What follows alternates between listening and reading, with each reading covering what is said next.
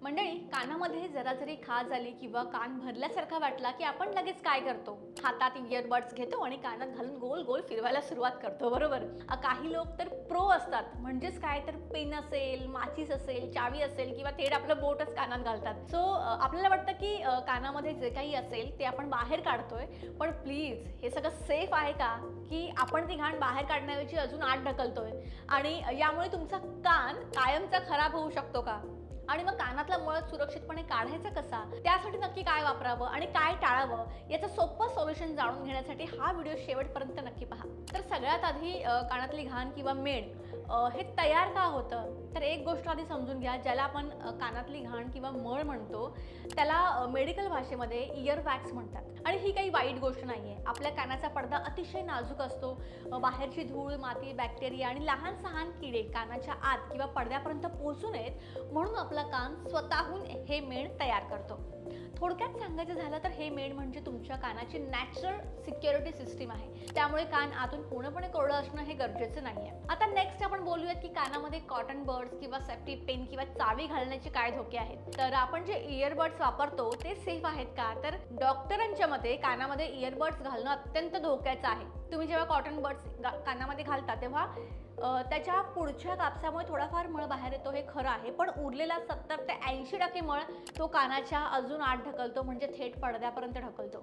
आणि जे मी प्रो लोकांबद्दल बोलले, जे सेफ्टी पिन, काडी किंवा चावी कानामध्ये घालतात, या टोकदार गोष्टींमुळे कानाच्या नाजूक त्वचेला जखम होते. तिथे भयंकर इन्फेक्शन होतं किंवा पस होतो आणि हाताचा धक्का लागून पिन पडद्याला लागली तर कायमचा बहिरेपणा येण्याचा मोठा धोका असतो. नेक्स्ट आहे की कानामध्ये खोबरेल तेल घालणं सेफ आहे का? आपल्याकडे अनेक घरांमध्ये कानामध्ये खाज आली किंवा मळस असला की गरम करून खोबरेल तेल, तिळाचं तेल किंवा लसणाचं तेल आपण कानात सोडण्याची सवय असते. पण हे कितपत योग्य आहे?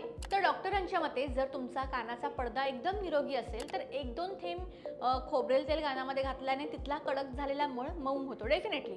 पण याचे काही मोठे धोके सुद्धा आहेत. जर तुमच्या कानाच्या पडद्याला आधीच बारीक छिद्र असेल जे आपल्याला बाहेरून दिसत नाही, तर हे तेल थेट कानाच्या आतल्या भागात जाऊन गंभीर संसर्ग पसरवू शकतं. त्याचबरोबर कानात जास्त वेळ तेल राहिल्यामुळे तिथे फंगल इन्फेक्शन होण्याचा धोका सुद्धा असतो.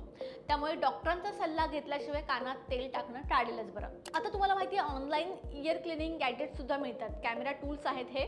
त्यांनी काय होतं की 300 ते 1,500 पर्यंत हे गॅजेट्स तुम्हाला मिळतात. ॲमेझॉन, फ्लिपकार्टवर मिळतात. त्यामध्ये लाईट असते, सिलिकॉनचे चमचे किंवा थेट मोबाईलला कनेक्ट होणारे कॅमेरे असलेले इयर टूल्स असतात.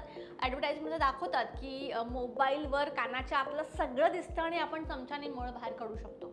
पण याच्या मागचं सत्य काय? कॅमेऱ्यामुळे कानाच्या आतलं दिसत असेल हे खरं जरी असलं तरी कानाची नळी ही अतिशय वळणदार आणि नाजूक असते.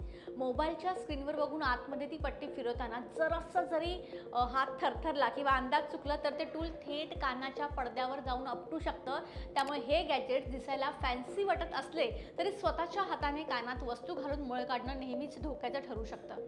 मग सॉल्युशन काय? कानातला मळ काढायचा कसा?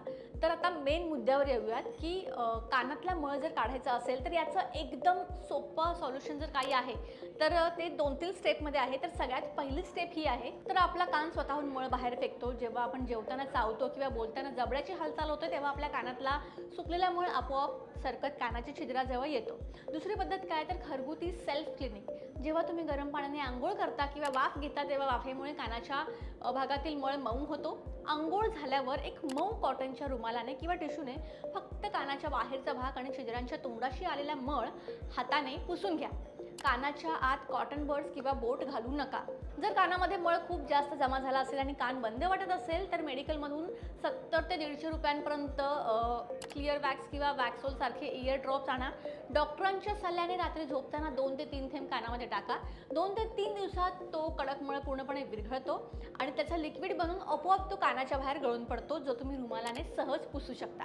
जर ड्रॉप्स वापरून सुद्धा कान उघडत नसेल, कानात खूप वेदना होत असतील तर शिट्टी वाजल्यासारखा आवाज येतो आणि त्यामुळे अशा वेळेला तुम्ही ENT स्पेशालिस्टकडे जा. तेच तुमच्यासाठी एक बेस्ट सोल्युशन असू शकतं. किंवा पाण्याच्या स्प्रेने अवघ्या 2 मिनिटात कोणताही त्रास न होता ते तुमच्या कानातला सगळा मळ बाहेर काढतात आणि यासाठी मात्र तुम्हाला डॉक्टरांकडे जावं लागेल, ज्याची साधारणपणे किंमत असते 300 ते 800 रुपये. या ट्रीटमेंटचा एवढाच खर्च असतो. त्यामध्ये तुम्ही क्लिअरली कान पूर्ण क्लिअर करून घेऊ शकता. थोडक्यात सांगायचं काय तर कानात इयरबड्स किंवा काड्या, चाव्या, कॅमेराची साधनं घालून कानाचा पडदा धोक्यात घालू नका. कानातला मळ ही निसर्गाने दिलेली सुरक्षा आहे, तो मऊ करून आपोआप बाहेर पडू द्या किंवा डॉक्टरांची मदत घ्या. हा व्हिडिओ तुम्हाला कसा वाटला हे मला कमेंट करून नक्की कळवा. व्हिडिओ आवडला असेल तर लाईक करा, शेअर करा आणि चॅनलला सबस्क्राईब करायला विसरू नका.